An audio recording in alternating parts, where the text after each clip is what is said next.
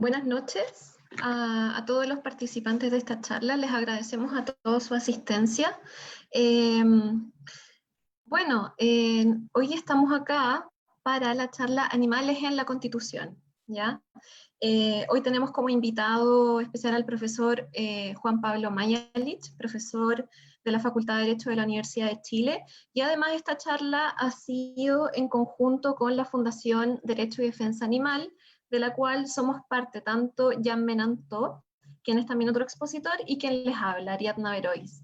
En principio, y para comenzar, le cedemos la palabra al profesor Juan Pablo Mañalich, ¿quién tendrá la primera palabra? Profesor, cuando quiera comenzar. Muy buenas tardes o noches, no tengo claro que disponga la etiqueta al respecto. Quiero, por supuesto, comenzar agradeciendo la invitación que me ha sido dirigida para formar parte de este panel por iniciativa de, bueno, entiendo que de Ariadna y de Jan, quienes van a también estar interviniendo en la conversación.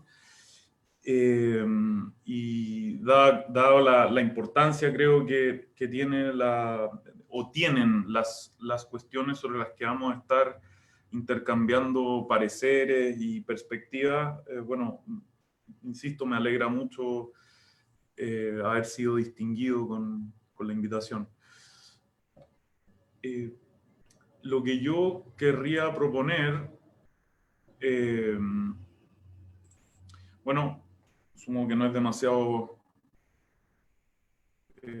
sorprendente, es una cierta aproximación a cómo enfrentar la pregunta acerca de cómo proyectar el estatus normativo que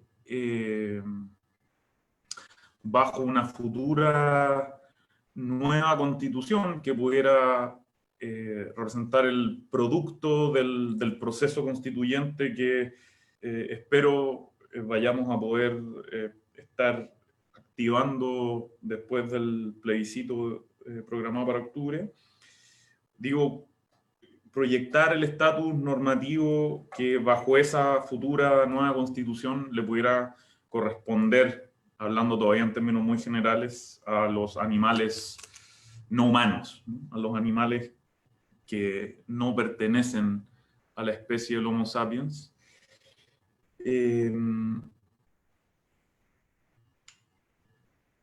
Y quizás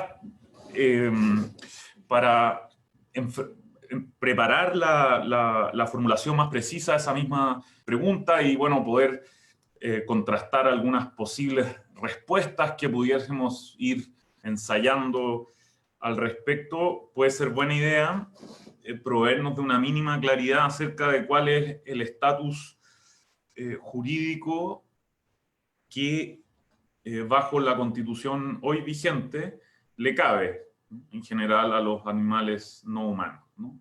Y a ese respecto yo supondría, quizá esto es sabido para buena parte de ustedes, pero honrando la tradición, digamos, podríamos arrancar observando que el artículo 567 del Código Civil, ¿no?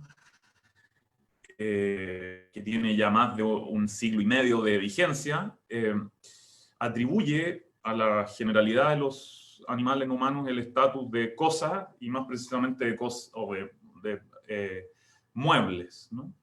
O sea, cosas que o bien pueden transportarse de un lugar a otro, o bien pueden moverse ellas a sí mismas. ¿Cómo? Y entonces ejemplifica esta noción de semoviente, el código redactado por Andrés Bello,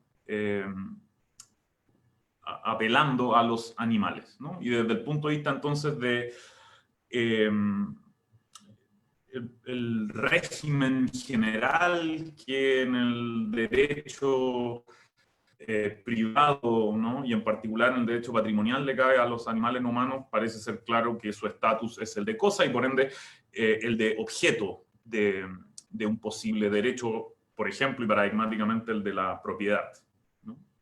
El Código Civil asume una distinción binaria entre lo que puede tener el estatus de persona y por ende titular de derechos subjetivos, y lo que puede tener el estatus de cosa, esto es de objeto de un derecho subjetivo, y desde ese punto de vista y bajo esa comprensión de la distinción como binaria, bueno, es claro cuál es el lado, ¿no?, en el que aparecen los animales no humanos. Pero por supuesto, esa no es la única regulación legal que tiene vigencia bajo la actual Constitución a la que tendríamos que prestar atención. A mí me parece que son básicamente tres los contextos regulativos más importantes aquí para contrastar el estatus de cosa que sin aspaviento alguno el Código Civil le atribuye a los animales no humanos.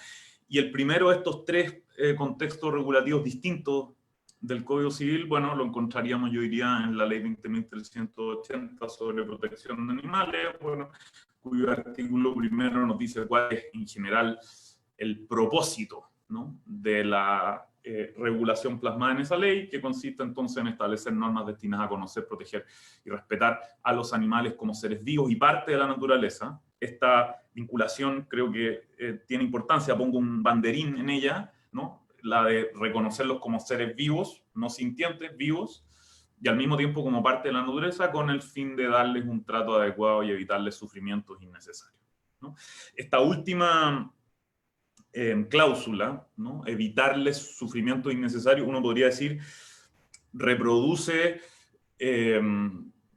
muy fielmente aquella estrategia regulativa que podemos asociar al así llamado bienestarismo animal, ¿no?, que tiene como foco la evitación SIC, o sea, usando las mismas expresiones que usa el artículo primero de la ley en cuestión, evitar sufrimientos innecesarios, ¿no?, que pudieran ser irrogados a animales no humanos.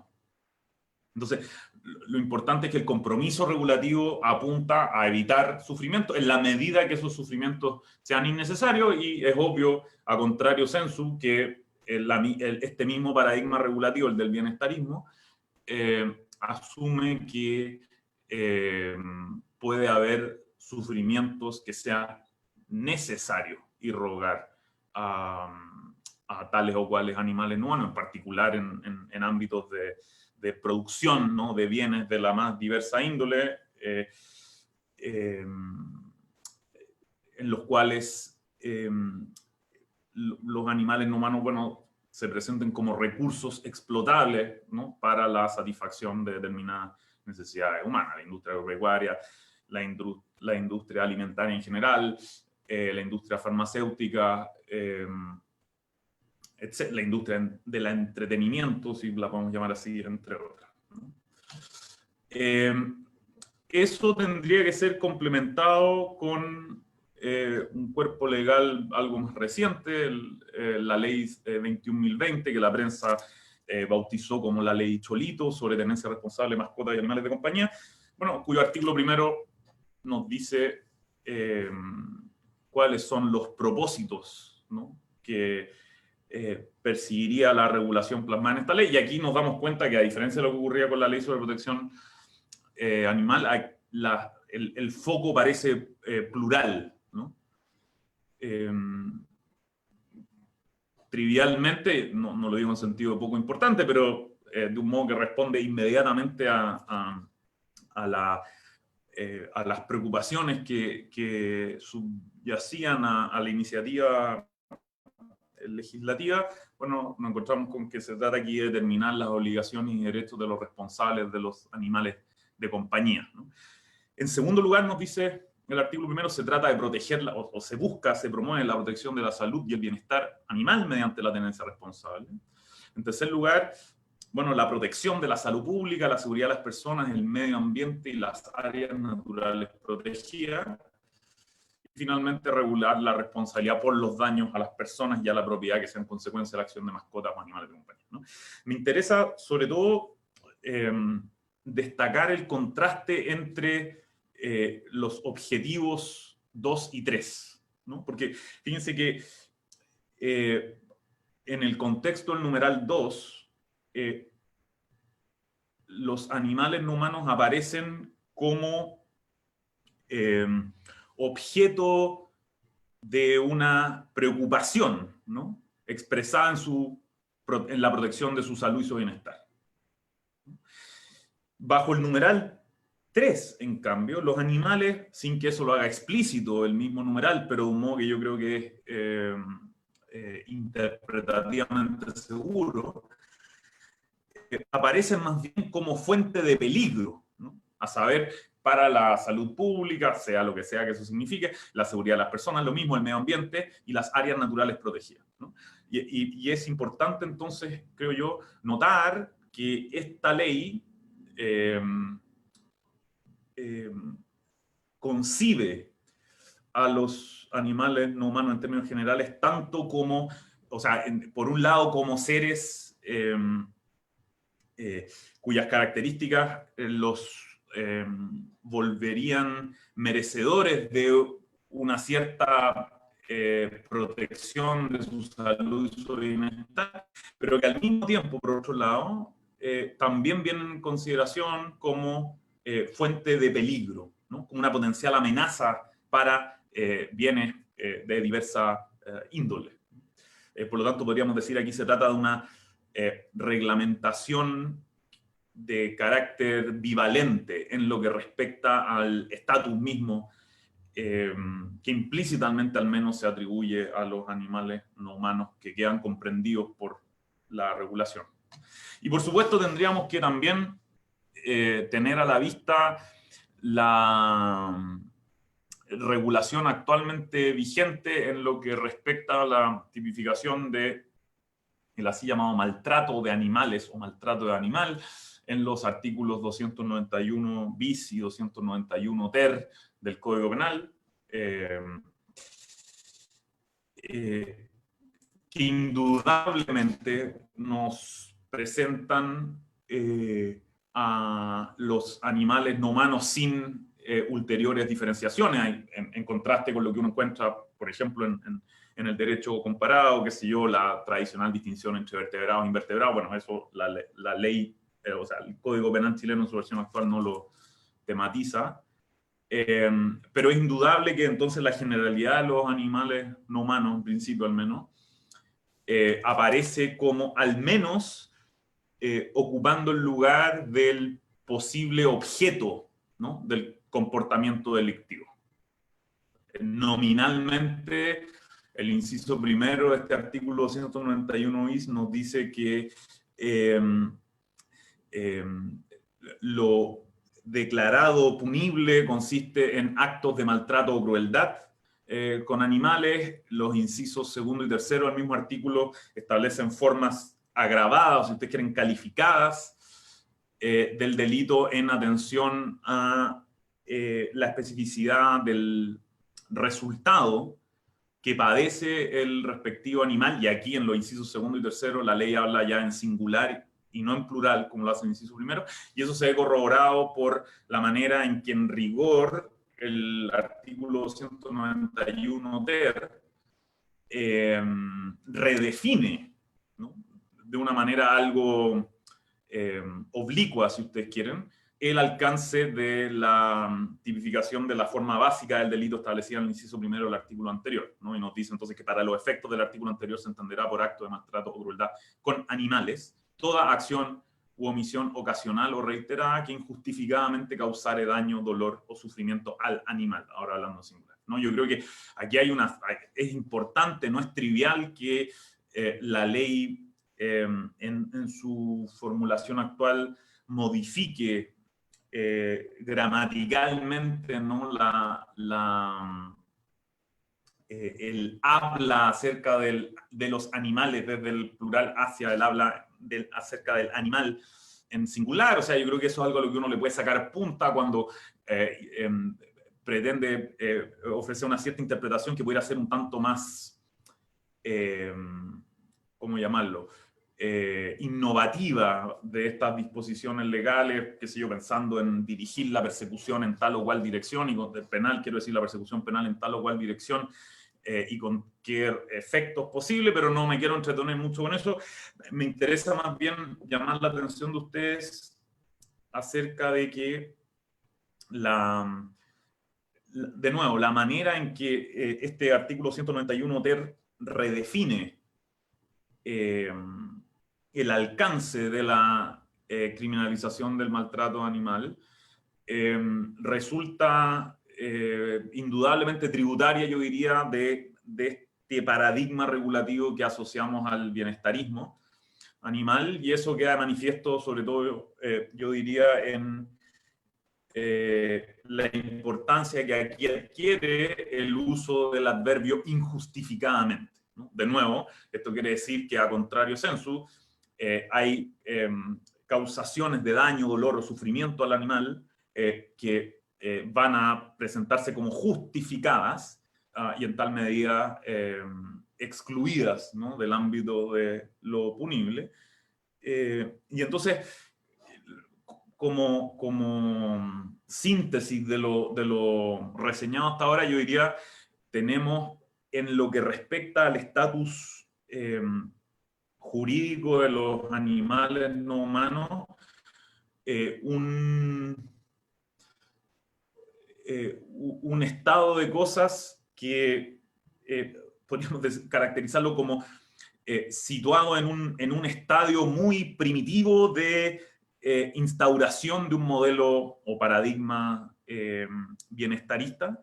Lo primitivo se expresa, por supuesto, en que esta regulación introducida por la legislación especial y las alteraciones que ha sufrido el Código Penal al respecto conviven con la declaración originariamente prevista en el Código Civil y vigente hasta hoy, según la cual, insisto, los animales no humanos tendrían el estatus de cosas, pero al mismo tiempo yo diría ese carácter primitivo, poco desarrollado de un modelo bienestarista se expresa fundamentalmente en la muy exigua y la muy poco sofisticada regulación que tenemos en el ámbito del derecho público en general al respecto, ¿no? Y por lo tanto, esto nos obliga a tener que trabajar con estas formulaciones que son en general vagas, ¿no? Y que uno podría contrastar con el detalle de la regulación, ¿no?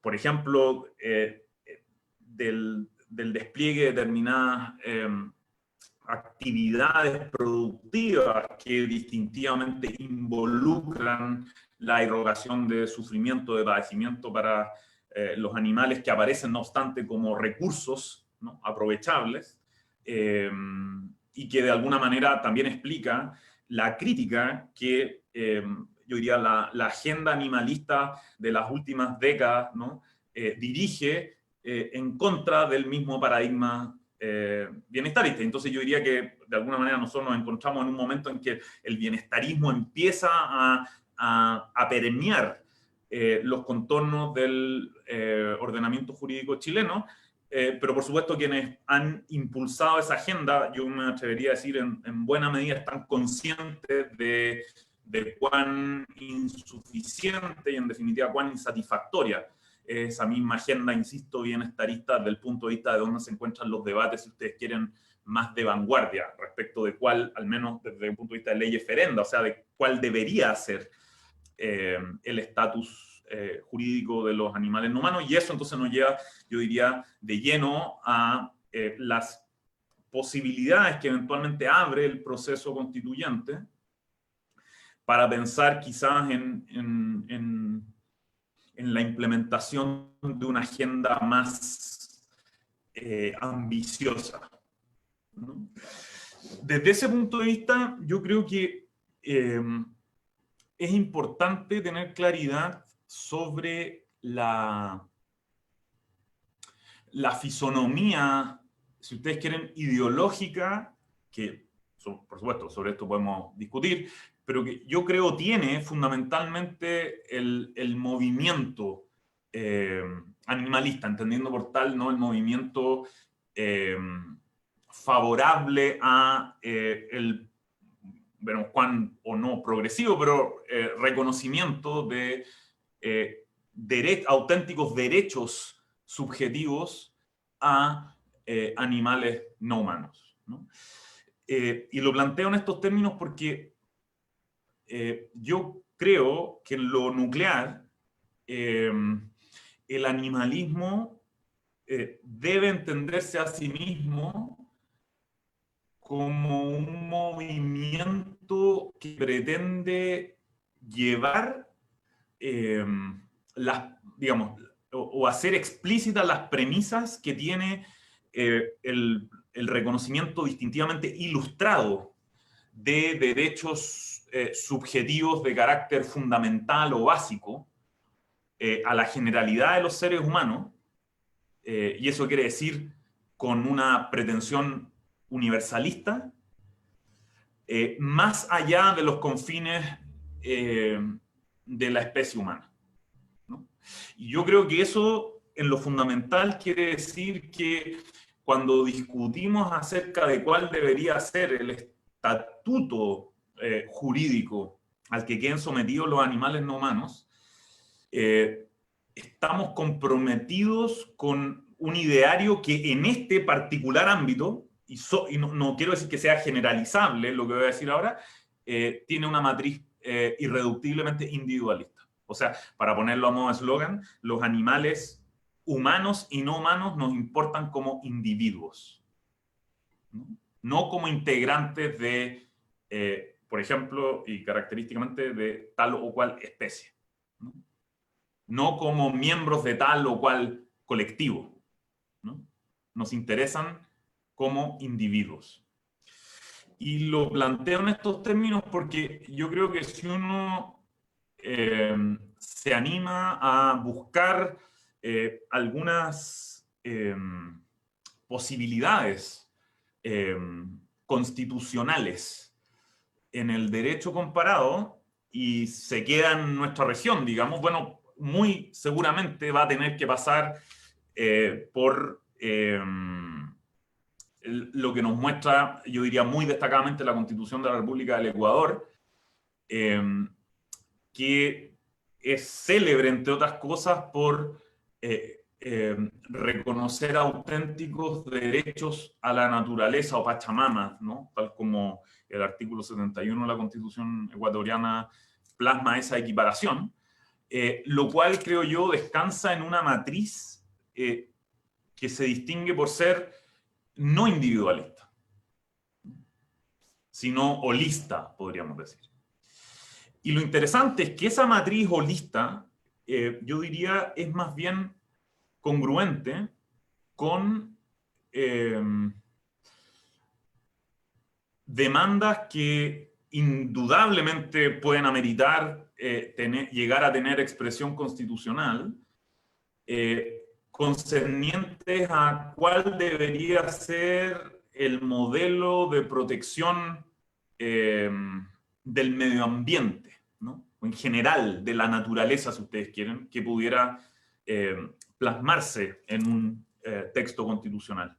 Pero esa misma matriz, yo creo, no es reconciliable con lo que motiva, yo diría, la agenda que yo considero ilustrada, que lleva o que se atreve, digamos, a visorar un horizonte en el cual el reconocimiento de derechos subjetivos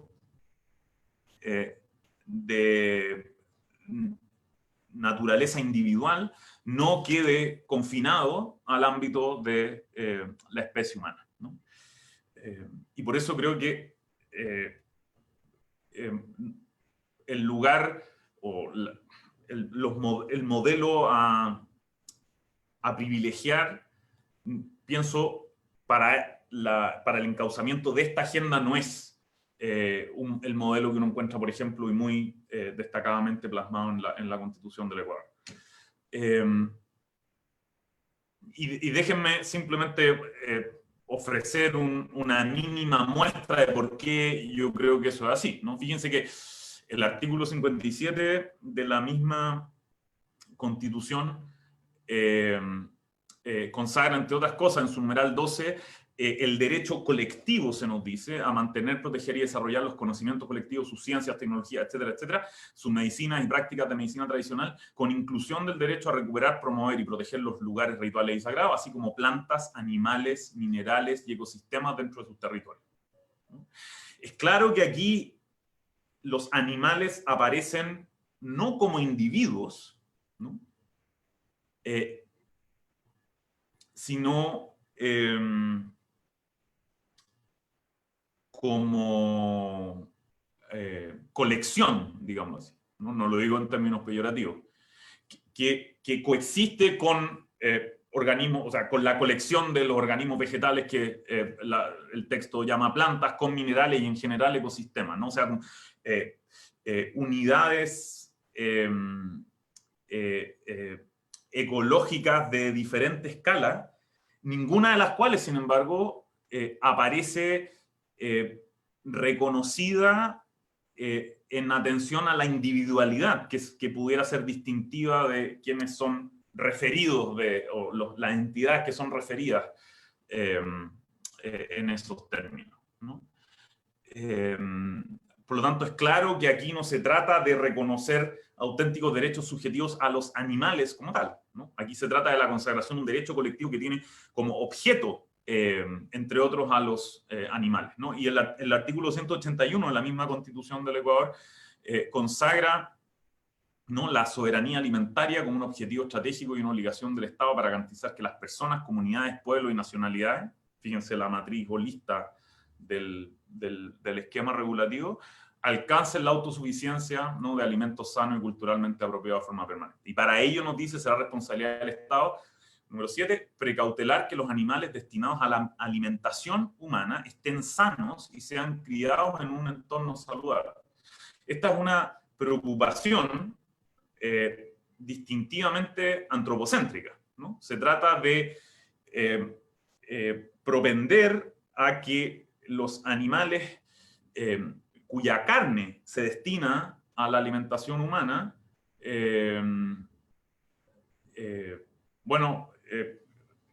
queden sometidos a un tratamiento que asegure su salubridad y que es una crianza, ¿no?, en general saludable. Entonces, yo diría, por más interesante que pueda ser desde otros ángulos una apuesta constitucional como la ecuatoriana, yo creo que no es una receta razonable para la implementación de una agenda animalista, ¿no?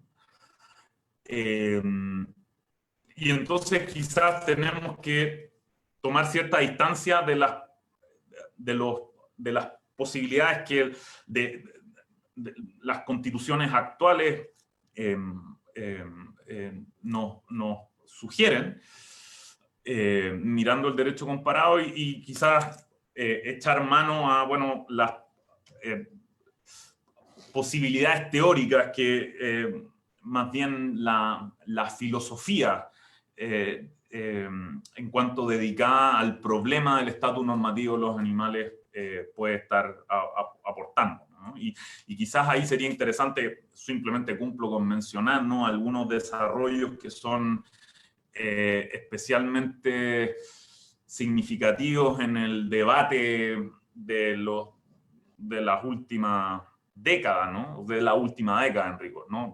Desde luego la contribución que ha hecho la filósofa Christine Korsgaard al tratar de rehabilitar, ¿no?, la noción kantiana de dignidad, o sea, el atributo de algo que tiene valor y no precio, para pensar acerca del estatuto moral y, digamos, en un paso siguiente jurídico que pudiera ser reconocible a los animales no humanos. En el libro Fellow Creatures del año 2018, bueno, Christine Korsgaard plasma ese desarrollo y tiene el gran atractivo, bueno, de que pone a Kant contra Kant, ¿no? Kant célebremente sostuvo que solo los animales racionales y por tales él entendía a los seres humanos,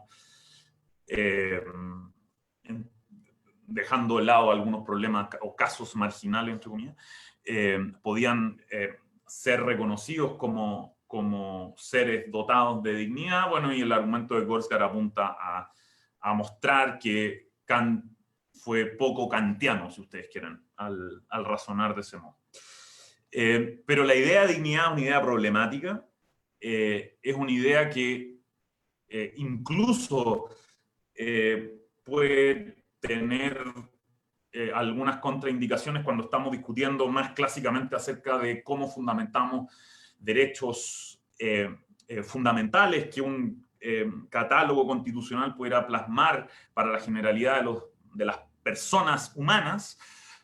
Y eso entonces quizás vuelve relevante explorar alguna otra alternativa. Me imagino que aporta, ¿no?, de un inminente proceso constituyente una estrategia como la que han delineado Donaldson y Kymlicka en su célebre libro Zoópolis del 2011, pudiera ser atractiva, ¿no?, para ciertos sectores del movimiento animalista en Chile, ¿no? Que esta es una estrategia que básicamente pretende imprimirle un giro político, ¿no?, al debate filosófico acerca de cuál debería ser el estatus normativo de los animales no humanos. Y bueno, ellos entonces se plantean la cuestión, entre otras, de si cabría extender la noción de ciudadanía para hacerla pertinente, ¿no?, de cara a animales no humanos, al menos de ciertas características. Por más refrescante que uno puede, o sea, considerar el aporte de Donaldson y Kymlicka, yo tiendo a coincidir con quienes piensan que se trata de una apuesta no demasiado plausible, ¿no? Básicamente porque la idea de que animales distintos de los animales no humanos puedan llegar a indirectamente, a través de representación, ¿no?, reclamar un estatus directamente anclado en una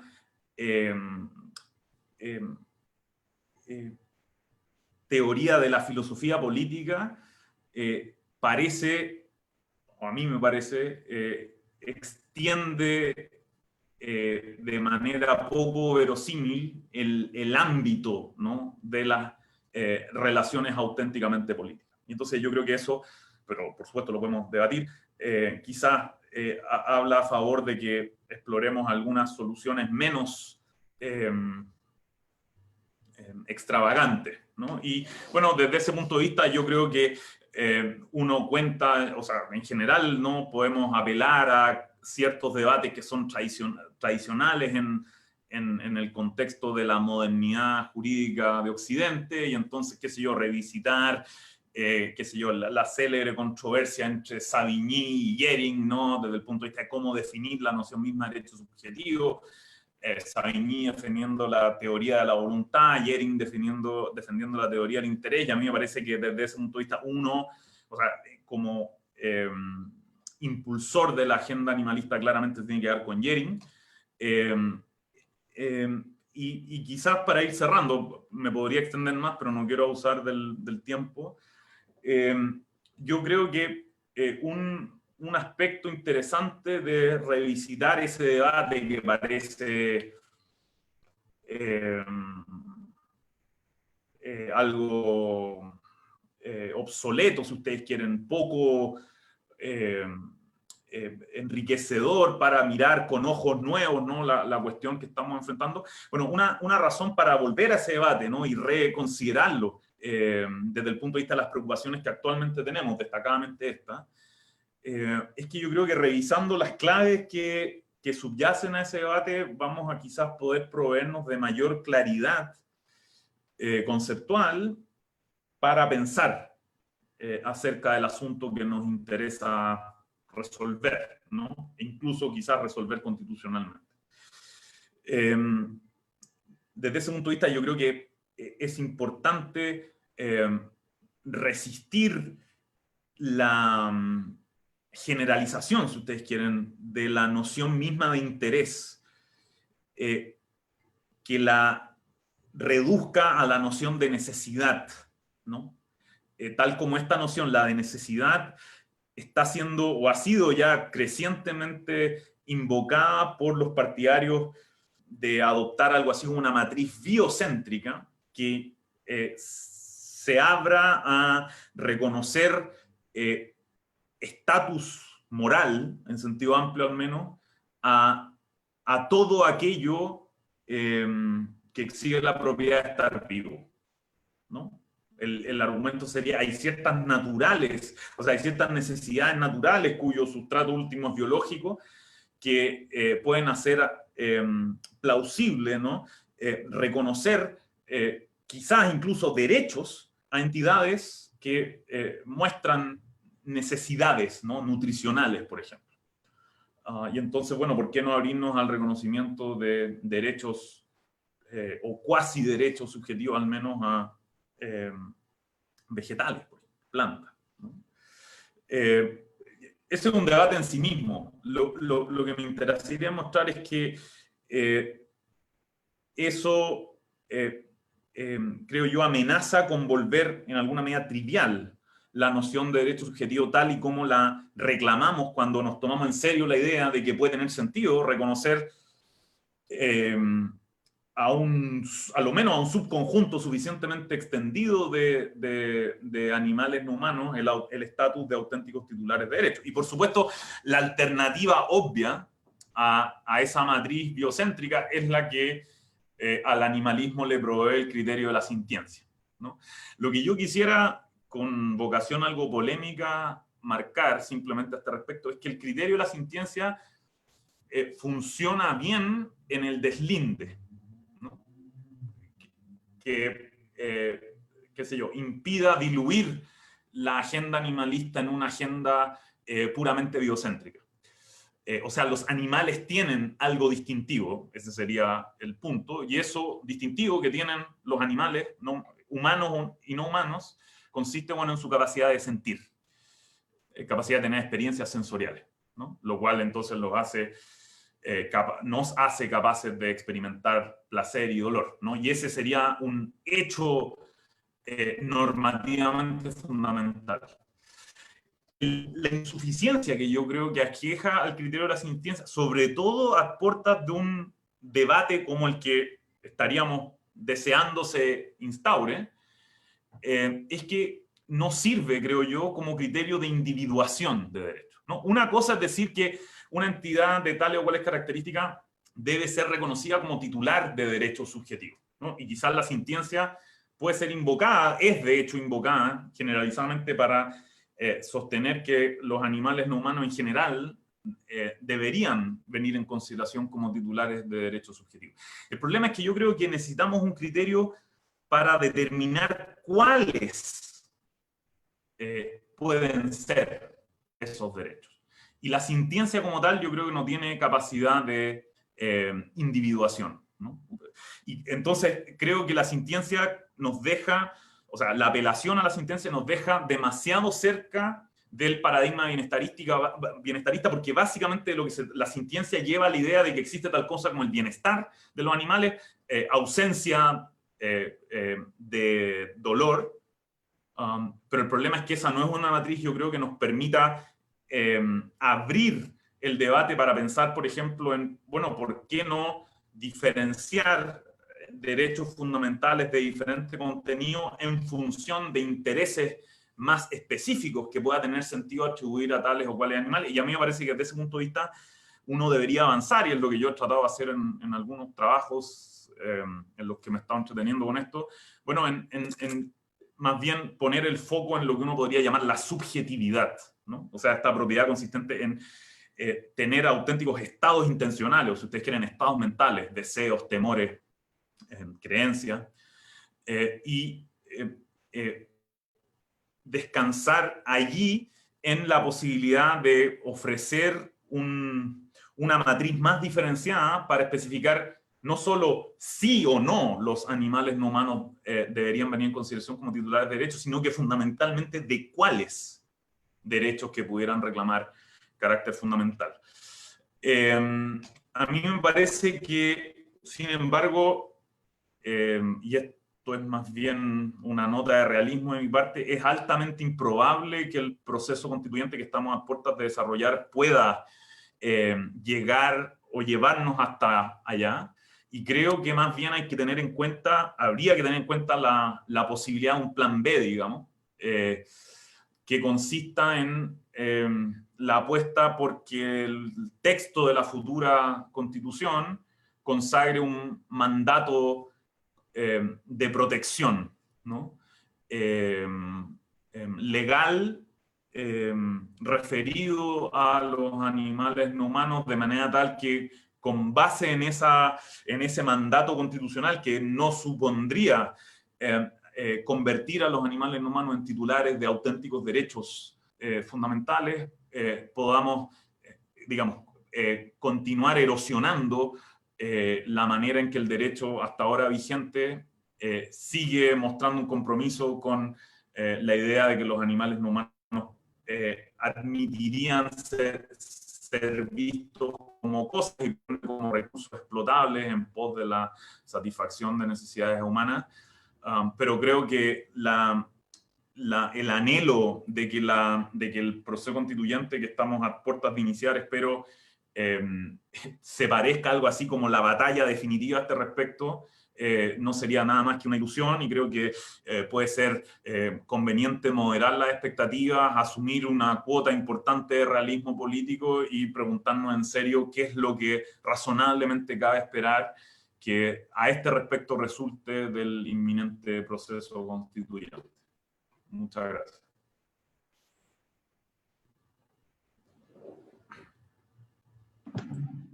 Muchas gracias, profesor. A continuación, entonces, Jan Menantó, profesor de la Facultad de Derecho de la Pontificia Universidad Católica y miembro de Derecho de Defensa Animal. Cuando quieras, Jan. Muchas gracias. Bueno, de nuevo dar las gracias por la oportunidad y dar las gracias al profesor Juan Pablo Mañalich por la presentación.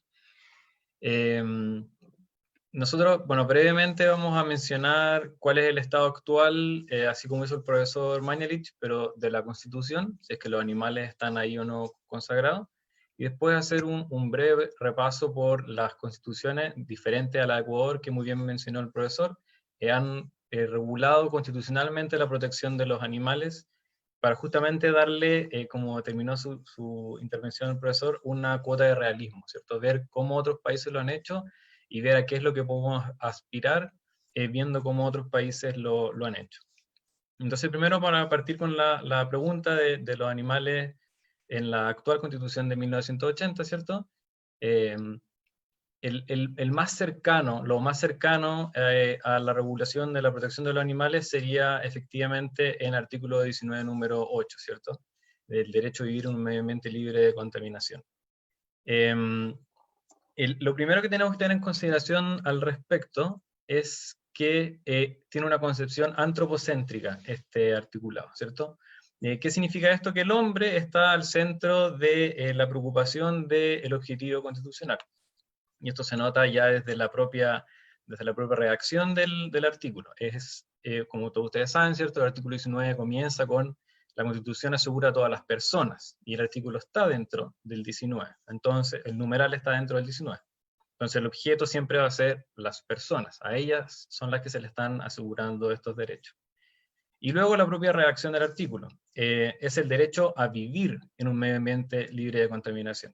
Entonces está siempre asociado a la persona, es la persona y es a vivir en este medio ambiente libre de contaminación. Hay más o menos coincidencia en la doctrina en que existe este punto de vista antropocéntrico, que en cierta manera es difícil de configurar este derecho a vivir en un medio ambiente libre de contaminación, porque siempre se va a afectar a otro derecho, sea por ejemplo el derecho a la salud, el derecho a la integridad física o psíquica. Y por lo tanto, estos otros derechos sirven, por así decirlo, para demostrar que ha habido una afectación al derecho a vivir un medio ambiente libre de contaminación. Entonces ya sus mismos contornos son más bien confusos a veces, o es necesario ver que hay una afectación a otro derecho para demostrar la afectación al derecho a vivir un medio ambiente libre de contaminación. En este sentido, entonces, la protección del medio ambiente, que también qué se entiende por medio ambiente es discutido, si es que es el aire que respiramos, digamos, en una ciudad, o también incluye una concepción más bien amplia, que incluye el medio ambiente como uno los imagina, digamos, de la naturaleza y de toda la flora y toda la fauna. Eso, digamos, es discutido, hasta qué punto se entiende qué es medio ambiente y hasta qué punto también es libre de contaminación, porque el constituyente siempre tuvo claro que es imposible que un medio ambiente esté completamente libre de contaminación. Entonces, la protección del medio ambiente es indirecta en ese sentido. No se protege el medio ambiente por sí mismo, sino que se protege en cuanto afecte al ser humano. Y por lo tanto tiene esta concepción antropocéntrica, como decíamos. Ahora, ¿dónde entran los animales en esto? Es que efectivamente se podría entender que dentro de la concepción de medio ambiente estarían los animales. Es decir, dentro de este derecho a vivir en un medio ambiente libre de contaminación, en el medio ambiente podríamos incluir a los animales y por lo tanto tendríamos un derecho a vivir en un medio ambiente libre de contaminación que incluye a la flora y a la fauna. El problema con entender esto es, bueno, parecido a algo que dijo el profesor Mañalich, es que incluso si aceptáramos que los animales están dentro del medio ambiente, sería una protección en cuanto afecta al medio ambiente, de nuevo. Es decir, los animales estarían protegidos no de manera individual, sino en cuanto forman parte de algo más grande que ellos, que es el medio ambiente en este caso. Entonces, de considerar que los animales están dentro del 19 número 8, la protección sería doblemente indirecta, en el sentido que sería los animales en cuanto forman parte del medio ambiente, y a su vez el derecho a vivir un medio ambiente libre de contaminación se protege en cuanto afecte a las personas. O sea, sería de existir, digamos, doblemente indirecta, por así decirlo, la protección a los animales en la Constitución. Y por eso concluimos, ¿cierto?, así como la mayor parte de la doctrina y por supuesto toda la jurisprudencia relevante, que los animales no se encuentran contemplados en la Constitución Política de 1980.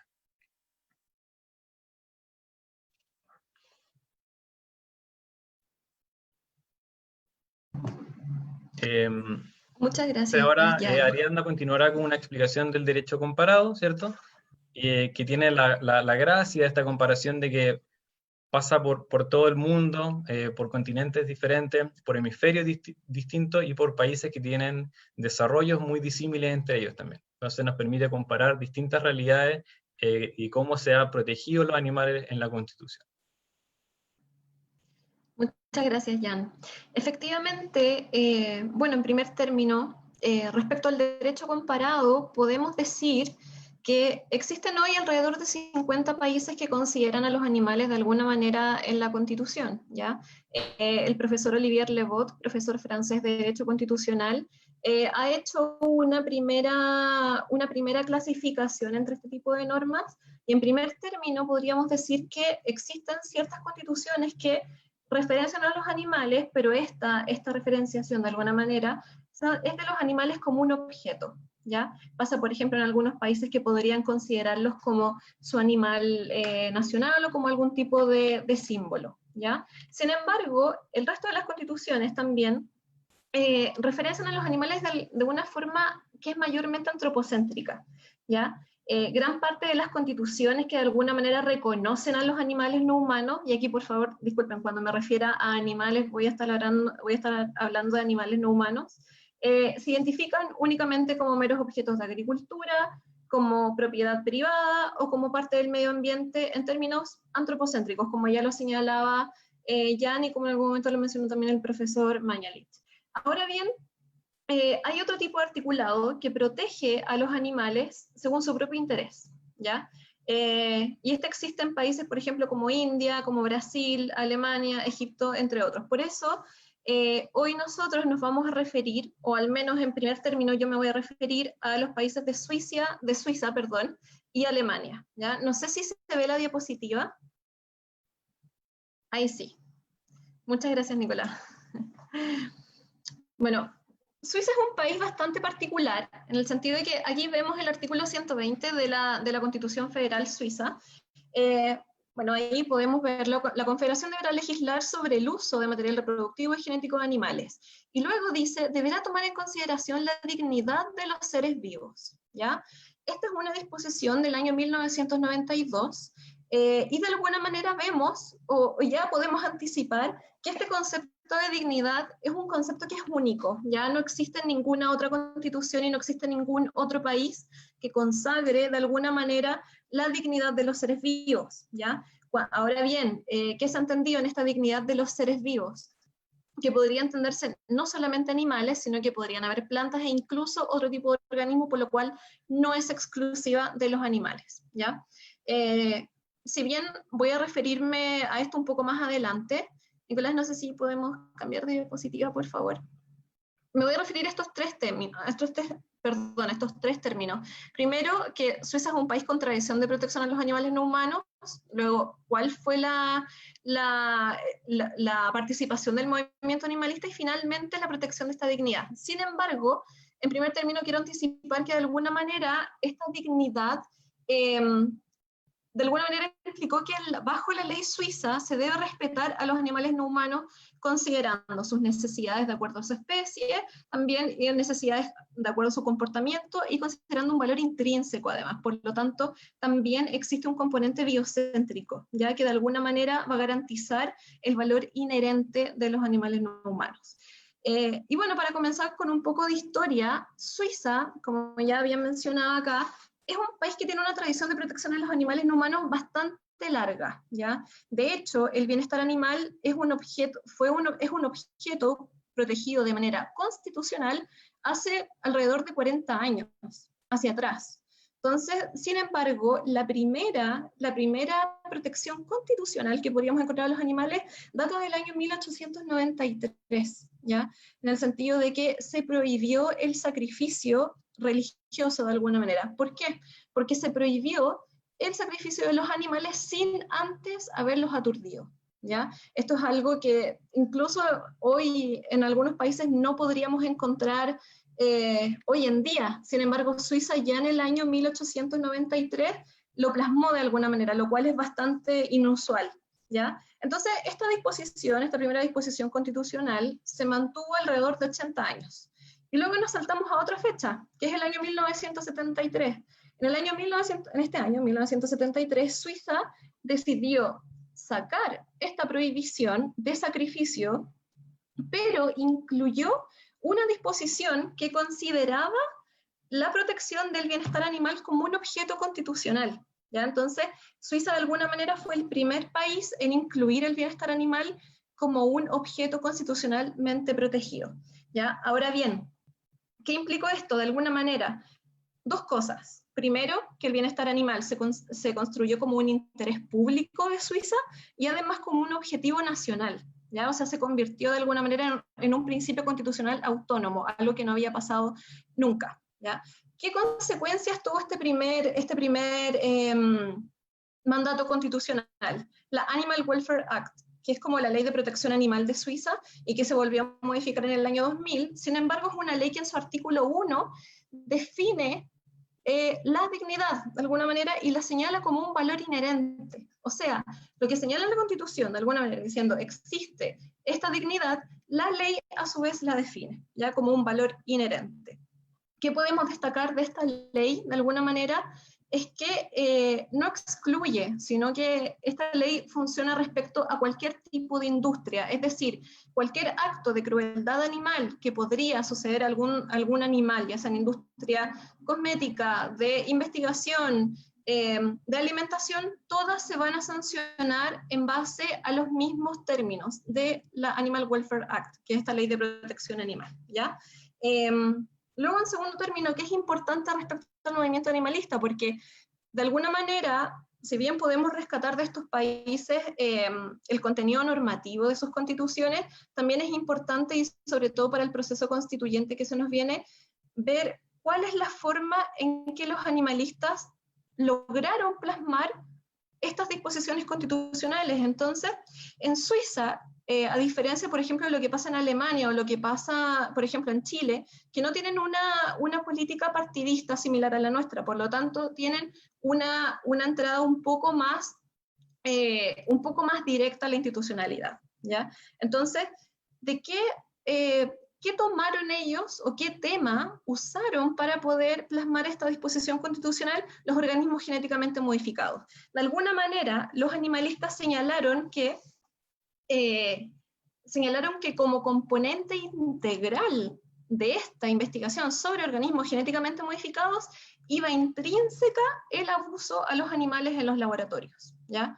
Por lo tanto, la estrategia fue esa: aprovecharse un poco del miedo de la población, que en ese entonces, entre 1992 y 1998, un tema relativamente nuevo, etcétera, con una industria farmacéutica bastante incipiente, se aprovecharon un poco de eso y dijeron como, bueno, vamos a ocupar este miedo para poder incluir a los animales dentro de esto. Entonces, de alguna manera se logró esta disposición constitucional, que ya vemos que no está a propósito de algo general, sino que está a propósito de la tecnología genética en el ámbito no humano, lo cual es algo bastante particular.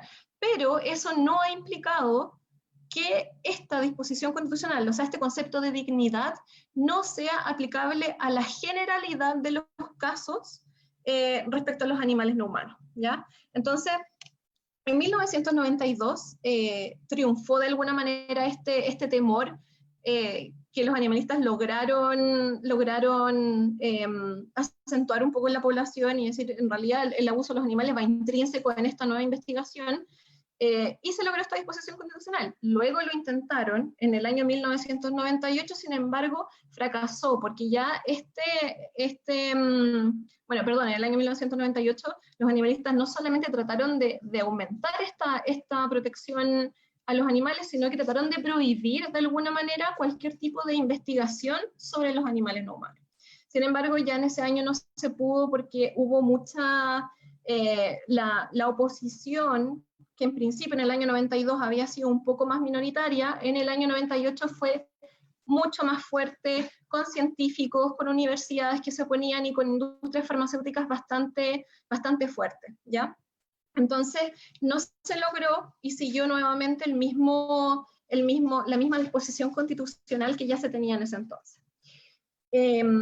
Luego, en tercer término, y ya para poder relacionarlo un poco con lo que señaló el profesor en un principio, con este concepto de la dignidad kantiana, ¿qué ha implicado de alguna manera esta protección de la dignidad? Porque dignidad animal es un término único, ya que no existe en ninguna otra constitución. Sin embargo, de alguna manera podríamos decir que este concepto de dignidad ya sabemos que al parecer es de una esfera un poco más amplia que solamente la humana, sino que podría aparentemente extenderse también a los animales, ¿ya?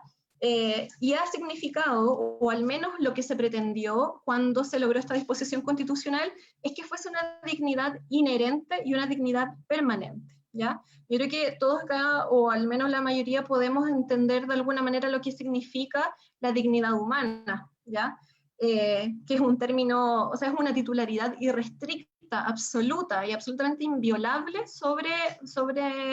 respecto del ser humano. Sin embargo, ¿qué ha dicho la doctrina suiza? La doctrina suiza ha estado dividida en este concepto, porque por una parte nos encontramos con aquellos profesores o aquellos que se han dedicado a estudiar el tema, que se enfocaron en decir, ¿saben qué? Nosotros ya tenemos un concepto de dignidad, queremos redefinirla de manera doctrinaria, y queremos aplicar ciertas zonas de la dignidad humana a la dignidad animal, ¿ya? Esa es una primera posición doctrinaria. Sin embargo, nos encontramos con una segunda posición que dicen, no, ¿saben qué? En realidad no existe ningún tipo de similitud en ambos conceptos, en la dignidad animal y en la dignidad humana, porque tienen contenidos normativos totalmente diferentes, ¿ya? Sobre lo cual sí, absolutamente existe consenso en Suiza, es que sí, la dignidad animal es un principio general constitucional, ¿ya? Y de esa manera es algo que permea absolutamente todo el ordenamiento jurídico y por eso lo encontramos en el artículo 1 del Animal Welfare Act, ¿ya? Ahora bien, para determinar este concepto de dignidad, ¿qué podríamos decir como una primera similitud? Una primera similitud podría decir es que ambas se encuentran de alguna manera como una defensa contra el poder irrestricto de otros, ¿ya? Sin embargo, vemos que en realidad la titularidad, o sea, la dignidad humana, perdón, tiene una titularidad absoluta e irrestricta, es inviolable. Sin embargo, la dignidad animal no tiene ese componente normativo porque sí puede ser quebrada. Y sí puede ser quebrada en base a otros objetivos superiores que puedan estar establecidos constitucionalmente. Entonces, pareciera ser que aunque Suiza sea este país único en el mundo que tiene este concepto de dignidad, aparentemente no implica fin de la explotación, de hecho no lo significa, y no significa derechos tampoco, ¿ya? Pero sí podemos decir que tuvo un efecto práctico el Animal Welfare Act, en esta ley de protección animal, en el sentido de señalar cuál es el propósito de la norma, que es proteger la dignidad de los animales. Y esta dignidad, de alguna manera, ha logrado que se extienda la protección de los animales para que se le garantice una existencia separada de cualquier tipo de propósito humano o fines, ¿ya? E incluso no solamente se le protege a los animales no humanos de manera física, sino que también se protege su bienestar mental, y eso ha implicado, por ejemplo, en algunos casos, que se les prive de cualquier tipo de humillación, de alguna manera. Entonces, ese es un efecto práctico que ha tenido este concepto de dignidad. Ahora bien, no sé si podemos avanzar a la siguiente diapositiva. Por favor, Nicolás.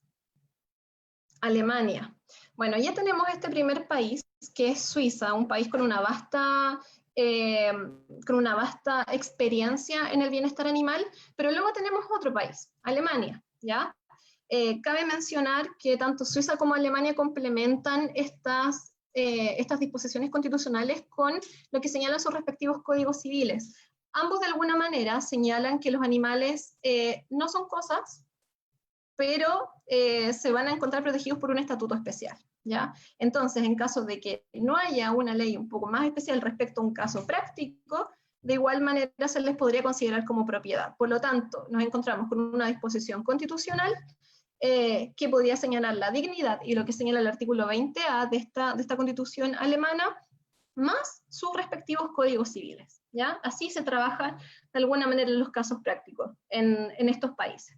Ahora bien, Alemania no tiene la misma tradición que tiene Suiza, sin embargo, su primera ley de protección animal data de 1838, que es un poco posterior a la Martins Act. Ya la Martins Act, como bien podrán conocer aquellas personas que tienen un poco más de conocimiento en normas de protección animal, es una de las primeras normas en el mundo que protegió a los animales. Ahora bien, como ya lo señaló Jan, previamente todas estas primeras normas y en realidad gran parte de la normativa respecto al bienestar animal implica necesariamente proteger al humano.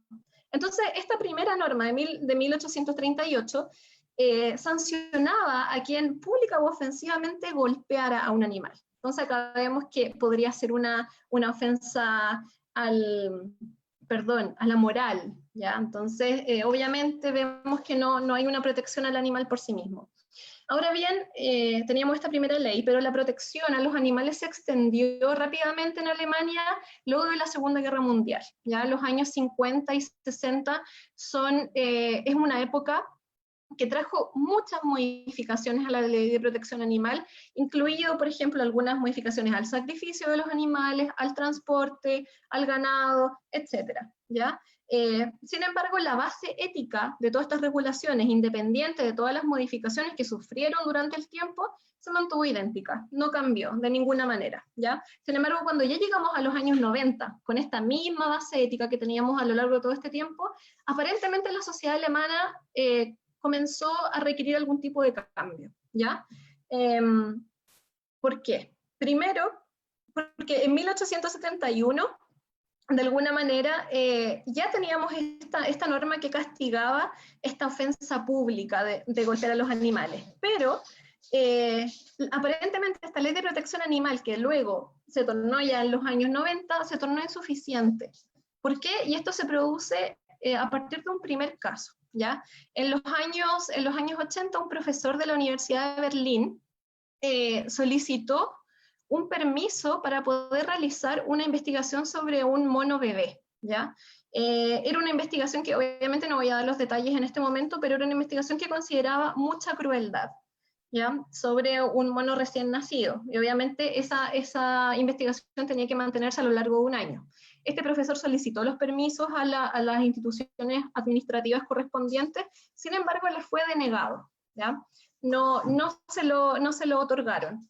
Entonces, este profesor demandó, y obviamente llegó a instancias superiores, y le otorgaron el permiso para poder realizar esta investigación. Esta investigación se hizo durante el año que iba a durar, y obviamente alertó un poco al movimiento animalista en ese tiempo, como, en realidad saben que nosotros tenemos una ley de protección animal, pero esta ley no nos permite poder parar de alguna manera este tipo de casos, porque la investigación se va a hacer igual, obviamente hay libertad científica, ¿ya? Entonces, y eso es algo que se encuentra protegido constitucionalmente. Entonces vemos una ley de protección animal que no tiene ninguna correlación constitucional con un principio constitucionalmente protegido de un derecho fundamental. Entonces, obviamente no existe ningún tipo de ponderación o de contraposición entre ambos que se puede hacer, no existe siquiera una posibilidad de discusión, ¿ya? Entonces, de alguna manera, los animalistas vieron que esta ley era absolutamente un obstáculo al momento de perseguir casos de crueldad animal, ¿ya? Obviamente, tanto la persecución como absolutamente ver todos los casos posibles se tornaron absolutamente insuficientes. Y esto llevó a los animalistas a dos pasos. Un primer paso fue ir a los tribunales, decir como, bueno, en realidad tratemos de que tribunales nos dé algún tipo de interpretación que pueda ser útil. Sin embargo, ya con ese precedente que tenían y otros casos posteriores, vieron que en realidad la ley no servía de absolutamente nada y que tribunales era tiempo perdido. Entonces dijeron, en realidad, ¿saben qué? Tenemos que ir a algo posterior, tenemos que ir a la Constitución, porque es la única manera de que podamos, de que en el fondo la ley de protección animal tenga algún tipo de peso, ¿ya? Entonces, ¿qué pasó? El primer paso, en 1994, el Bundestag alemán declaró de alguna manera o aceptó una declaración de un objetivo de gobierno, del objetivo de gobierno de Alemania. Y dentro de estos objetivos se encontraba la base natural de la vida. Entonces los animalistas dijeron, bueno, en realidad nosotros creemos que dentro de la base natural de la vida se pueden encontrar los animales no humanos, ¿ya? Para poder prevenir casos de crueldad animal. Se encontraron con un obstáculo increíble y dijeron, no, en realidad acá no se puede, ¿ya? Sin embargo, los animalistas lograron, y esto es algo súper que puede quizás ser un poco más útil para nuestro caso, porque Alemania, a diferencia de Suiza, tiene una política que es más partidista, claramente, entonces un poco más similar a lo de Chile. Entonces, en ese momento los animalistas se aliaron al antipartido verde, quienes en ese momento a su vez estaban en una alianza con los socialdemócratas para poder realizar una nueva modificación constitucional en base a estos objetivos de gobierno, ¿ya? Entonces, junto con ellos, y aquí el antipartido verde fue súper clave en tratar de ayudar en esta inclusión constitucional, se encontraron con un único obstáculo, con la mayoría demócrata cristiana. Lamentablemente, absolutamente todos los partidos tenían alguna propuesta para poder incluir a los animales, sin embargo, el único partido que realizaba algún tipo de bloqueo era la mayoría demócrata cristiana, ¿ya? Entonces, de alguna manera, a pesar de tener esta coalición, igualmente se seguía bloqueando hasta que sucedió un caso que aquí podríamos, en realidad se encuentra un poco el debate de si los animalistas alemanes fueron realmente leales o éticos en lo que hicieron, porque es bastante controversial, en el sentido de que en ese momento, estamos hablando de los años 2000, más o menos. Entonces, el Tribunal Supremo alemán otorgó, luego de una larga batalla legal, otorgó permiso a una persona alemana que practicaba religión islam, o sea, musulmana, dio permiso para realizar un sacrificio halal. ¿Ya? El sacrificio halal, para quienes no están familiarizados con este concepto, es un sacrificio en el que se le realiza al animal donde se le desangra, ¿ya? Que es absolutamente opuesto a lo que se hace usualmente, por ejemplo, para poder obtener carne, que es que se le aturde al animal primero y luego se desangra, etc. ¿no? O sea, no se puede realizar sangrado sin que el animal esté aturdido previamente. Entonces, este sacrificio ritual era todo lo contrario, o sea, inmediatamente se desangra hasta que el animal muera en una larga agonía, etc. Entonces, aquí, como esto ya estaba en discusión, más que nada la ciudadanía alemana, que de alguna manera tenía este cierto, un poco de xenofobia, porque digámoslo claramente, era xenofobia contra personas que practicaban el Islam, personas extranjeras. Entonces, obviamente se sumó no solamente un rechazo a lo que significaba este sacrificio ritual, sino que también, de alguna manera, un rechazo a cierta parte de la población, una minoría. Entonces, los animalistas vieron esto y se agarraron diciendo como, miren, en realidad este caso es un caso patente de que la ley de protección animal no sirve de absolutamente nada porque los animales van a poder ser sacrificados de igual manera, aunque tengamos una ley de protección animal que prohíbe expresamente este tipo de prácticas, ¿ya?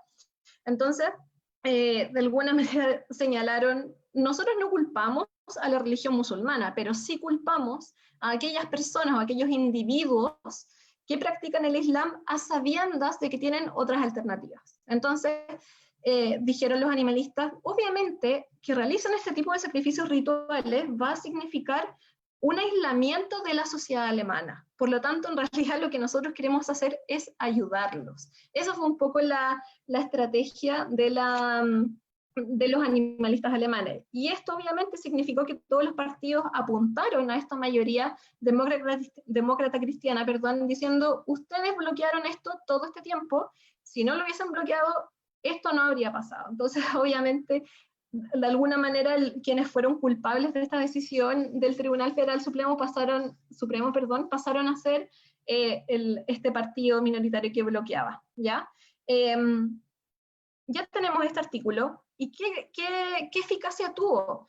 Nuevamente, no tenemos derechos para los animales en Alemania. Esto no significó que los animales estén considerados en una calidad diferente de la que ya tienen, por ejemplo, en el Código Civil, pero eliminó de alguna manera toda la desproporción que existía entre esta ilimitada constitucionalidad de derechos fundamentales del hombre, que tienen toda la superioridad normativa posible, versus la protección de los animales no humanos en una ley común, ¿ya? Entonces, obviamente, de hecho, en ese mismo año, este artículo fue aprobado en el año 2002, pero ya en diciembre del 2002, inmediatamente se vio un cambio con un caso en el cual se persiguió a un hombre que había ahogado a su perro, y la condena fue en base, utilizando esta disposición constitucional, y se logró una condena muchísimo más alta de lo que se hubiese logrado anteriormente. De hecho, anteriormente básicamente era muy difícil lograr una condena por maltrato animal, pero esto significó un cambio en eso. Bueno, ahora ya teniendo estos dos países en la palestra, le doy la palabra a Jan para que nos hable de Brasil y de Egipto, que son otros países que también tienen una tradición, no tienen tradición constitucional, ahí ya él lo va a nombrar, a diferencia de estos dos países, y por lo tanto eso es lo que los hace tan particulares. Muchas gracias. Claro, muchas gracias, Ariadna. Exactamente, ahora vamos a analizar dos países que son un poco diferentes y tienen la gracia de que responden un poco a la pregunta de si estos son ideales europeos que estamos imponiendo, por así decirlo, o son concepciones occidentales que estamos imponiendo a países que necesariamente no tienen esta tradición. No sé, Nicolás, si puedes de nuevo compartir el PowerPoint, por favor, en Brasil. Entonces, esto ya es algo un poco más cercano a nosotros, cercano a la realidad chilena, ¿cierto? No solo en la tradición constitucional, digamos, sino también en la tradición histórica, que podría ser interesante para nosotros. ¿qué dice el artículo de la Constitución de Brasil? Lo importante aquí es destacar que está dentro del derecho a un medio ambiente ecológicamente equilibrado, o sea, de un modo más o menos siguiendo la tendencia general, que es ya sea regularlo dentro del mismo artículo o en el inciso inmediatamente posterior, como es el caso aquí, ¿cierto? Bueno, ¿qué dice específicamente? Que se están prohibidos todas las prácticas que pongan en peligro o sujeten a los animales a actos de crueldad. Entonces, ¿qué cosas y qué cosas podemos aprender de lo que hizo Brasil? En primer lugar, que a pesar de que los animales se nombran expresamente, sujeten a los animales a actos de crueldad, dice, parte de la doctrina y la jurisprudencia consideró que estos animales eran protegidos solo en cuanto eran parte del medio ambiente. ¿Por qué esto es interesante? Porque a pesar de que estén entonces nombrados expresamente, no sucedió lo mismo que sucede en Chile, que es que parte de la doctrina entendía que estos, si es que están protegidos, están dentro del medio ambiente. Y lo otro que es interesante es el término que se utiliza, actos de crueldad. Entonces ahí quiero volver a lo que el profesor Juan Pablo Mañalich dijo al principio de la presentación sobre el sufrimiento innecesario, que lo difícil en este caso suele ser definir qué es actos de crueldad. Entonces vale la pena recordar que algunos artículos antes, la extensa Constitución de Brasil ya mencionaba que era deber del Estado, por ejemplo, promover las industrias agropecuarias. Entonces, por supuesto que la doctrina entiende que dentro del término crueldad no caben, por ejemplo, el uso de los animales como carne, como alimento y en otras actividades. Entonces, esos dos términos son importantes de destacar, que se use crueldad y que esté regulado dentro del derecho a vivir en un medio ambiente libre de contaminación. Entonces, ¿qué sucedió en Brasil? A falta de, digamos, una clara expresión de la doctrina que dijera, miren, esto es lo que se entiende, fue la jurisprudencia la que fue desarrollando la protección de los animales a lo largo del tiempo. Entonces, la Corte Suprema brasileña o el Tribunal Federal brasileño, de a poco con ciertas sentencias importantes, fue aumentando esta protección que en un principio era simplemente tímida, por así decirlo. Entonces, una de las primeras sentencias importantes se trató de un caso en que se prohibió un festival del buey, que se denomina, en que durante varios días se persiguen a bueyes en una cierta localidad y se les puede pegar con palos, piedras y otros objetos. Entonces, una de las primeras sentencias fue declarar prácticas como esa eran inconstitucionales en virtud de este artículo, debido a que estaban prohibidos los actos que sujetaban, o sea, aquellos actos de crueldad a los animales. Pero la sentencia más, digamos, relevante y que causó más revuelo en Brasil sería una sentencia que se referiría a una práctica que se llama las vaquejadas, ¿cierto? Que es muy similar al rodeo, para hacer digamos, una similitud más cercana, en que dos vaqueros tienen que perseguir a un toro en cierto lugar y golpearlo y ganar ciertos puntos dependiendo del golpe, etc. Había una ley entonces que trataba de regular esta práctica para que no fuera tan cruel.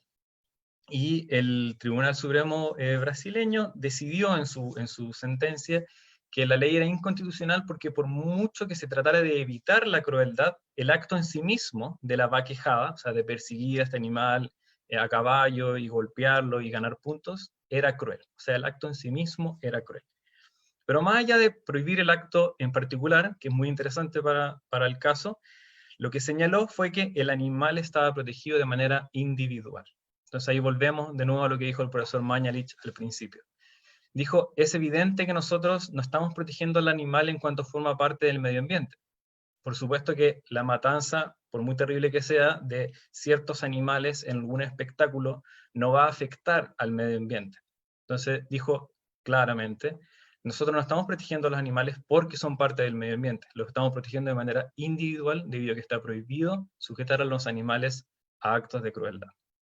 Entonces, si pudiéramos resumir las lecciones aprendidas de Brasil, son eso que lo hace dentro del medio ambiente o seguido al medio ambiente, la importancia de la determinación de las palabras, actos de crueldad en el caso en particular, y el contexto constitucional en que se vive, y además cómo fue la jurisprudencia la que fue aumentando esta protección de los animales.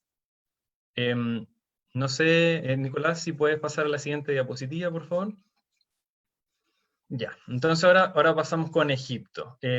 ¿Cuál es la gracia de Egipto? Un país, cierto, que pareciera ser que no tiene la tradición histórica nuestra, y tampoco tenía mucha tradición histórica de protección a los animales en cuanto a la legislación. Lo interesante de Egipto es, en primer lugar, destacar que esto no es, de nuevo, una idea occidental o que estamos imponiendo ciertos valores occidentales, sino que sucede a lo largo del mundo. Es más bien transversal. Países con, como dije al principio, distintos grados de desarrollo y distintas tradiciones legales, ¿ya?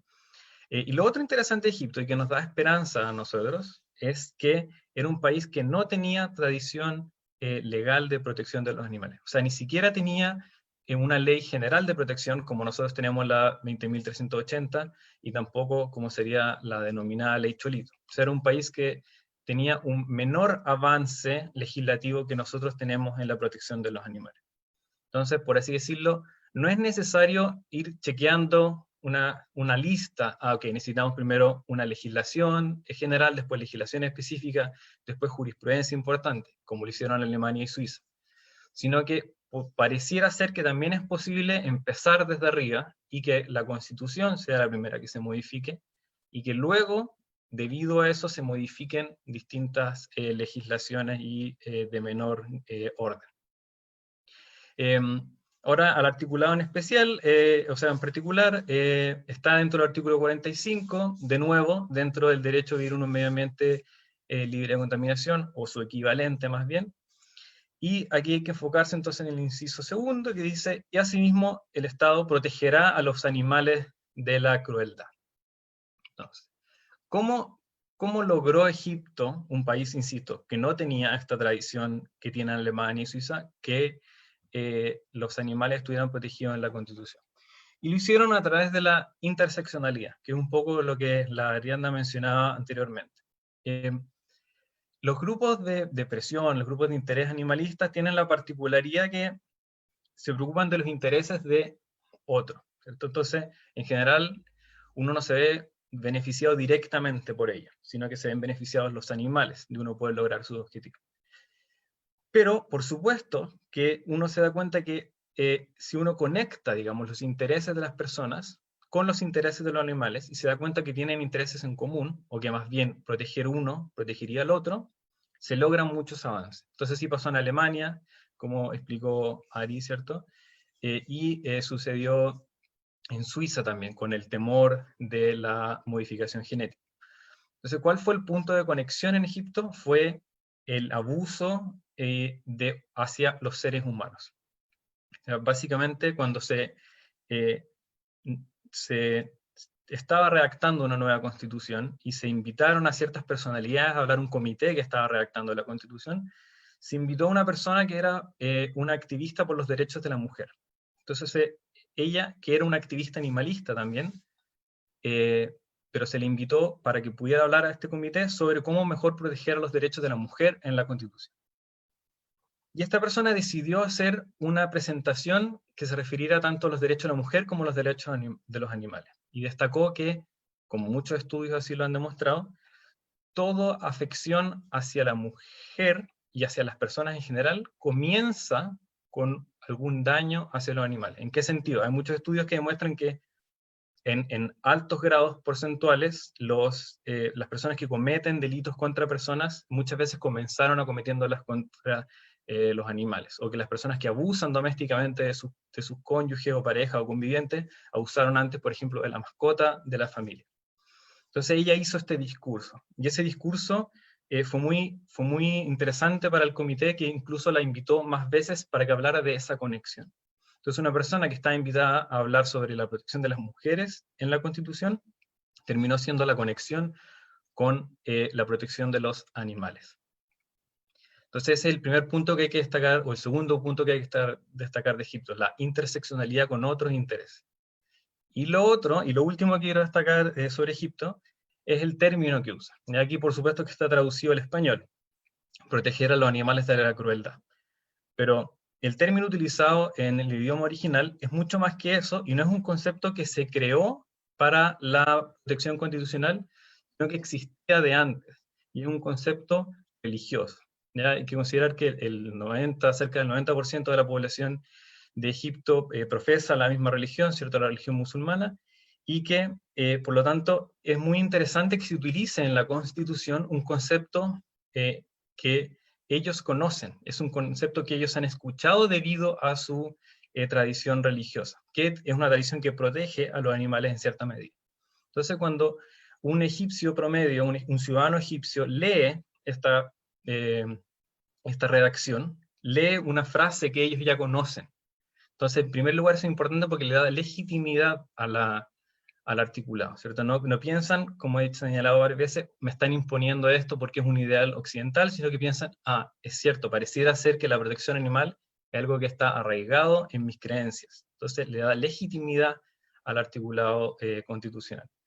Y en segundo lugar, la frase significa mucho más que a proteger a los animales de crueldad. Se pierde en la traducción, pero aquellos que conocen el idioma señalan que se refiere a actos de cariño, actos de amabilidad hacia los animales. Entonces no es solo actos negativos, sino que también son actos positivos. Entonces, brevemente eso es lo que quería señalar sobre Egipto y Brasil, porque ya estamos casi en la hora, si tengo entendido, pero son países que demuestran que no es necesario tener una larga tradición legal o histórica de protección de los animales, a diferencia de Brasil y Suiza, y son países que incluso demuestran que teniendo muy poca tradición de protección de animales, o incluso no teniendo mucha legislación, se puede. Y además demostrar cómo lo han hecho otros países que, como dijo el profesor Mañalich, ¿cierto?, sin entregarle derechos subjetivos a los animales, han constitucionalizado una protección hacia los animales. Entonces, antes de terminar, le voy a dar la palabra a Ariadna para que hable de la campaña que nosotros tenemos como Animales en la Constitución y dónde la pueden encontrar y se pueden seguir informando de estos temas. Muchas gracias, Jan. Bueno, en realidad como Fundación Derecho y Defensa Animal tenemos una campaña para poder incluir a los animales en la Constitución. Tiene un programa que lo podrán ver en esta página animalesenlaconstitución.cl. Cualquier tipo de detalle, cualquier tipo de consulta pueden verlo en la página web. Ahí está nuestro programa, están absolutamente todos los pilares que proponemos como parte de la campaña y que consideramos como fundación que se debería incorporar en la Constitución para tener una protección efectiva a los animales no humanos, considerando de alguna manera esta visión comparada, o sea, ya teniendo un poco la experiencia de otros países. Bueno, en realidad eso ha sido nuestra charla. Muchísimas gracias a todos los asistentes. No sé si nos quedan tiempo para preguntas, porque estamos casi en la hora, me parece. No sé si, profesor Mañalich, hay algunas preguntas.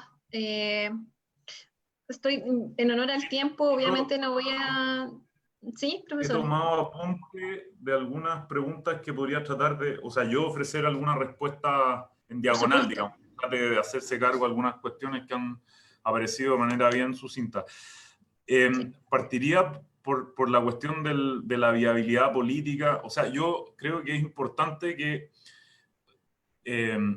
nos demos cuenta que esta cuestión puede llegar a formar parte del debate de la futura Convención Constitucional bajo los mismos parámetros en que va a ser discutido si se mantiene o no con el mismo grado de autonomía el Banco Central, ¿no? O sea, aquí hay que tener en cuenta que el quórum de 2/3 funciona por igual para todas las agendas que van a reclamar tener algún espacio, ¿no?, en la futura, y eso impone, yo creo que un constreñimiento desde el punto de vista de la claridad estratégica con lo que uno va a enfrentar esos debates, qué alianzas va a buscar, etcétera, ¿no?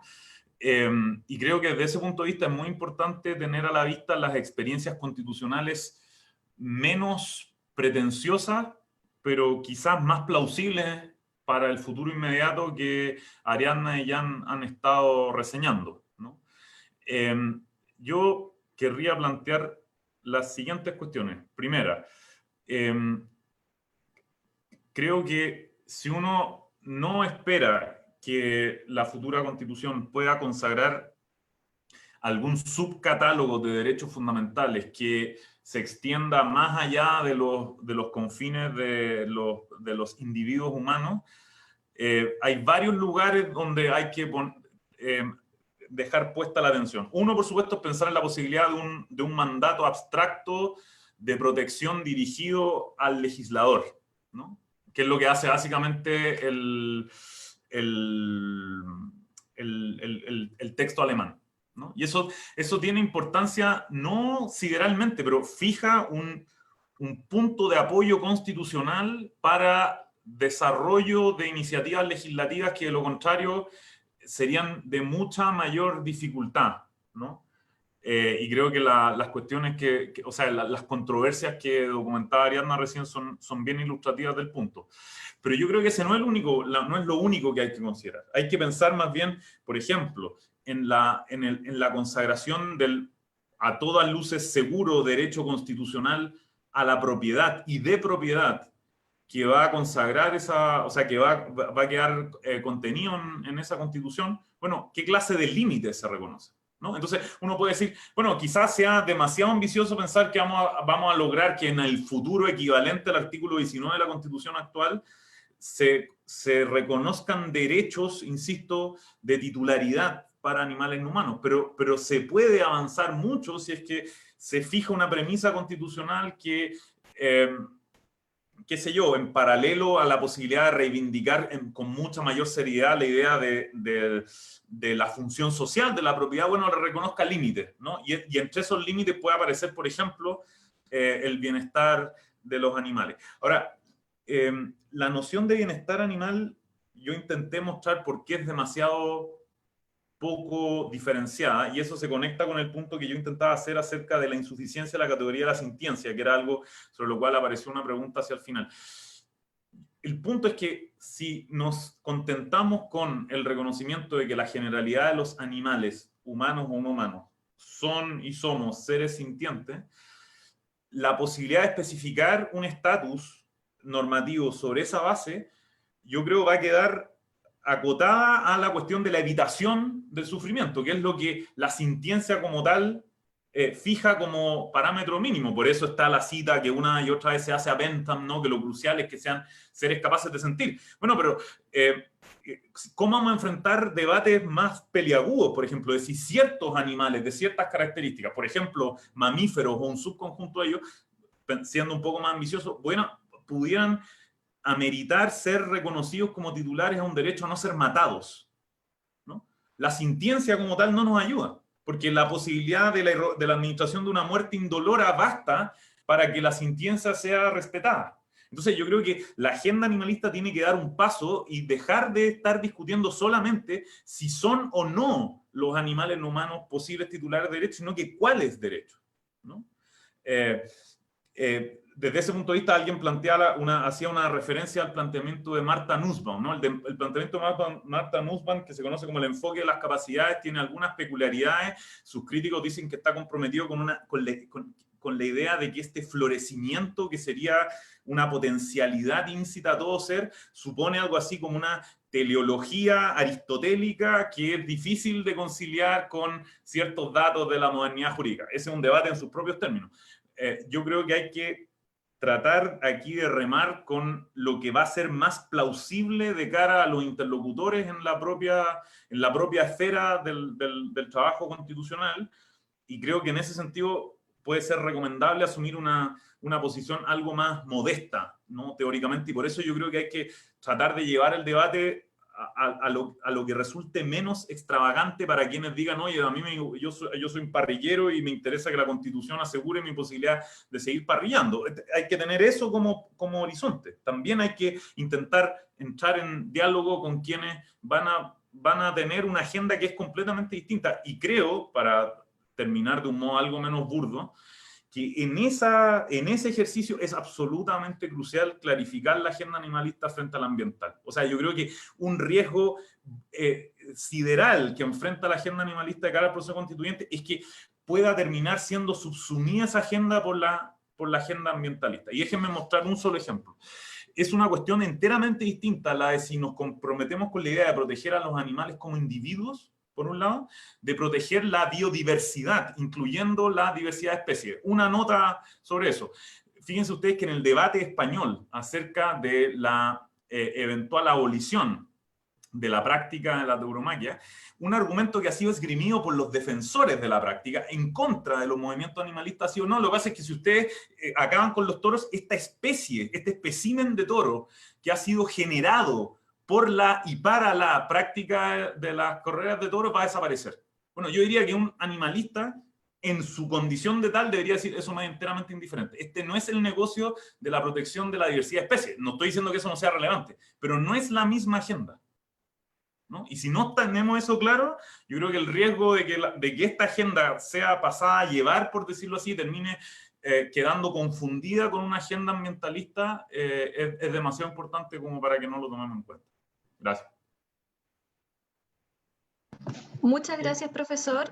Y bueno, ya para finalizar, en realidad, nuevamente como Fundación Derecho y Defensa Animal, queremos darle las gracias por aceptar estar hoy en esta charla y obviamente aportar con todo su conocimiento y con, en realidad, ahora este último respuesta a las preguntas. En realidad tiene mucha razón y creo que de alguna manera plasma un poco lo que queremos señalar como fundación también, o sea, visibilizar un poco también esa diferencia entre ese tipo de agenda y obviamente tratar de que se tenga conocimiento en la ciudadanía de que existe experiencia comparada respecto a los animales no humanos, que no es una idea nueva, que no es algo parte como de que usualmente la gente tiende a ridiculizar este tema. Entonces, creo que esta es una instancia muy buena para que podamos darle más base al debate, y por eso le agradecemos también nuevamente como Fundación Derecho y Defensa Animal.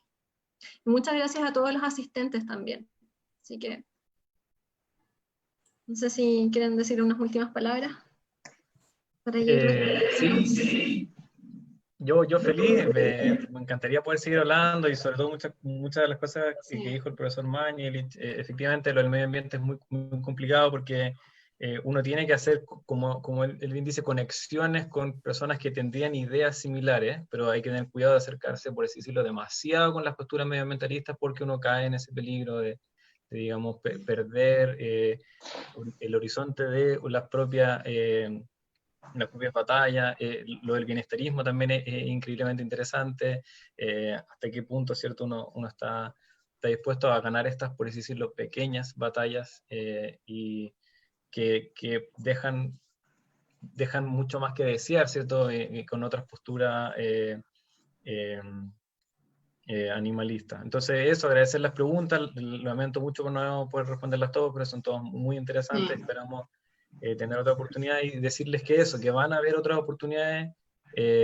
Nosotros, ¿cierto?, estamos en este proceso de una nueva constitución, quedan poquísimo de aquí al 25 de octubre, pero después queda mucho debate y quedan al menos, ¿cierto?, 9 meses prorrogables por 3 más de debate en una eventual, ¿cierto?, convención. Entonces vamos a seguir haciendo esta instancia, agradecer de nuevo a la facultad que permitió esto, y como animalesenlaconstitución.cl podrán encontrar más información y de futuras charlas que tendremos organizadas, digamos, con el apoyo y promoción de la Fundación. Muchas gracias. Hasta luego, buenas noches, gracias. Buenas noches, muchas gracias a todos. Entonces...